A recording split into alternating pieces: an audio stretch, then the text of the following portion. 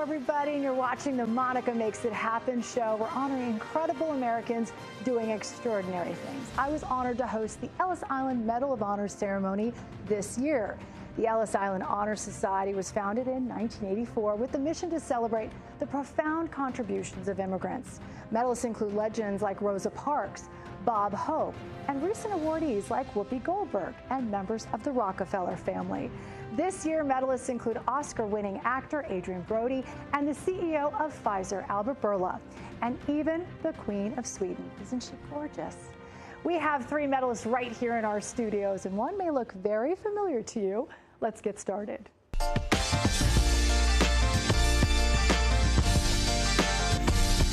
Monica Makes It Happen is proudly supported by Goya. If it's Goya, it has to be good. And by J.P. Morgan Chase, New York's hometown bank for over 225 years. And joining me now for our power panel is legendary journalist Marvin Scott is here. He's hosted the Ellis Island Medal of Honor ceremony for nearly 30 years. Linda Hoffman is the president of the New York Foundation for Senior Citizens. She's helped thousands of New York City seniors secure housing and get critical services. She's a medalist too.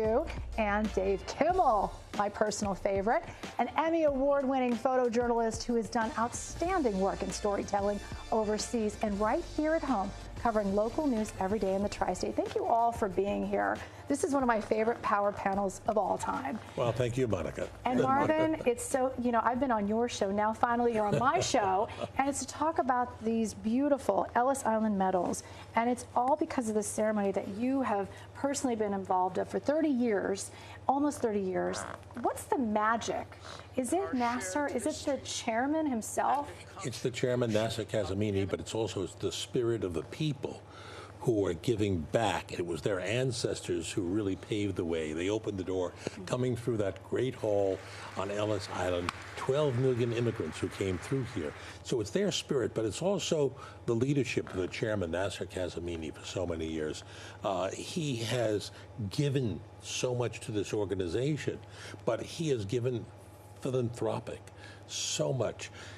He came to this country with $250 in his pocket from Iran, and he created businesses that generated 200,000 jobs. 200,000 jobs. And he's a man who's given back. He has a big heart, and so do you. So do you. That's why you're on the show.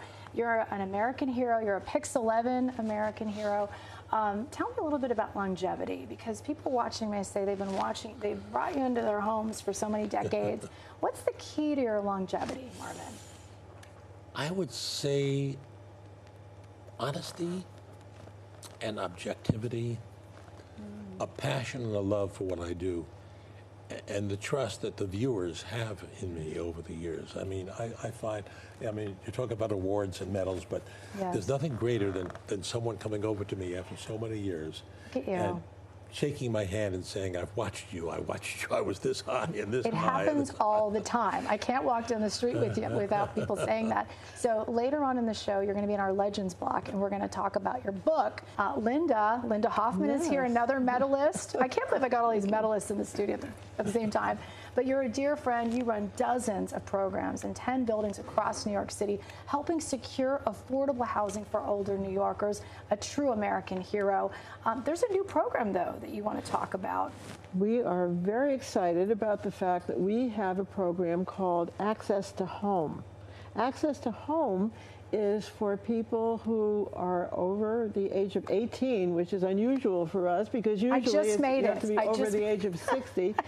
These are for individuals who have their own homes or live in New York City, or they have apartments and they are living with disabilities, with handicaps that prevent them from managing well in their homes, and they need substantial modifications in their homes in order to remain there and avoid institutionalization. So we do amazing changes for their homes. We do roll-in showers for wheelchairs. We're doing wheelchair ramps. We're doing railings. We're doing lowering of cabinets in people's kitchens. Whatever is needed in order to help them to maintain themselves safely at home and avoid institutionalization. And I can't tell you how many emails, I'm obsessed with housing programs, and you have some of the best housing programs across the city, really delving deep into the solutions in a housing crisis. But it's your home sharing program that people are talking about. It's the Odd Couple Meets eHarmony. And did you just make a match or something? We did last Tuesday. You Very did? exciting, yes. 2 women in South Ozone Park, We're going to see them Queens. right now, hopefully. We're going to put that picture up. Yes, and that was the first day they were together, and there they are together in a car, both happy and smiling. And what we do is we have trained social workers, of which I am one, who every day work to determine whether it's appropriate from a psychological point of view, from a physical point of view, whether it's appropriate to have 2 people move together. And it's beneficial for the host who has their own home and will welcome a guest who will need affordable housing, and they both share household expenses and make and develop companionships, and it works for everyone. Yeah, it's a true win-win. It saves money. It saves money for the person who is the host, and saves money for the person who is the guest. And how do people take part? How do they reach you? There's a phone number, and call us at 212-962-7559. That's 212-962-7559. Or our website is nyfsc.org. I know that by heart because I'm always going on your website, nyfsc.org, and we're going to put all of that up. Thank you so much, Linda and Dave. Dave, last but not least, one of my favorite photographers. I can't say my favorite because there's some photographers watching right now that I love too.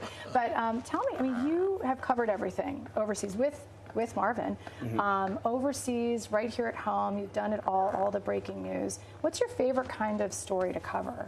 Well, I've traveled, I've covered a lot of sports, a lot of World Series, done a lot of traveling, as I said.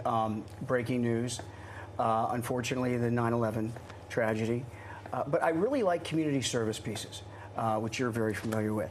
I really like, when I can use my craft to make a difference, make a difference in people's lives or an individual's life. Or I just like stories that, make a positive impact. We don't get to do a lot of that, but we do enough, and when I get a chance to do it, I really enjoy it. Being a news photographer is so tough. We're showing you getting the medal. How did that feel? Take me to that moment when, all that work that you did with Marvin was recognized. Well, it was incredible. First of all, working alongside this Hall of Famer right here, Marvin Scott, who was the architect of all of those trips. But we got to profile, the brave heroes of New York, our soldiers, citizen soldiers here in New York City that were over there behind, in the war zones and in some tough situations. We got to show what they're doing and what their lives are about at that time.